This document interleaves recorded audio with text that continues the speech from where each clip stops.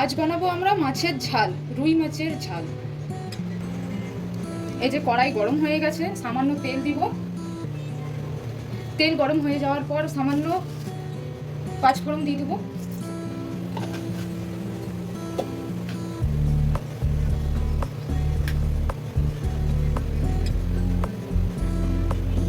আর একটা পেঁয়াজ কাটা দিয়ে দেবো।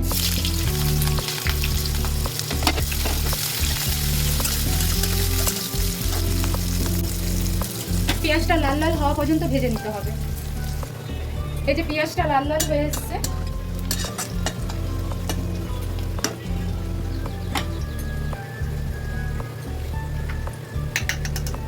এরপর আদা রসুন আর সরষে বাটাটা দিয়ে দেব।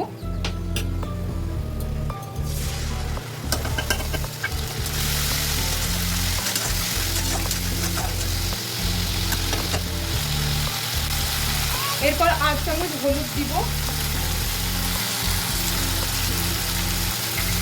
1 থেকে 1.5 চামচ নুন দেব,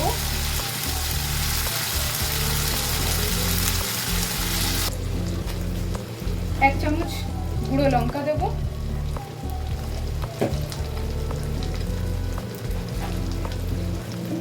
আর অল্প জিরে গুঁড়ো দেবো, আর 1 চামচ ধনে গুঁড়ো দেব।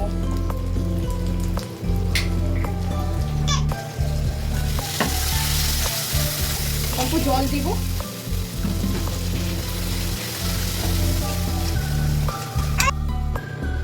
এই যে মশলা ভাজা হয়ে গেছে, দেখুন তেল ছেড়েছে অনেকটাই। এবার দিয়ে দেবো কিছু টমেটো।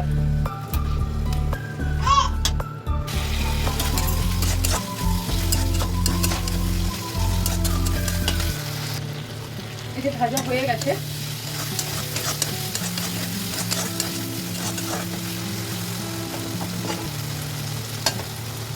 এরপর জল দিয়ে দেবো।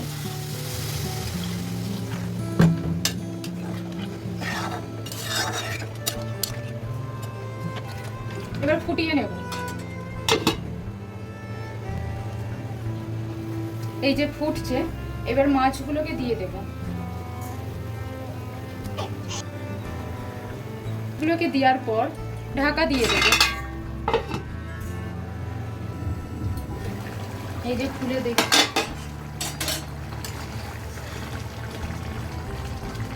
অনেকটাই জল কম হয়েছে। এবার এটাকে খুলাই একটু ফুটিয়ে নেব। এই যে আমাদের মাছের ঝাল হয়ে রেডি।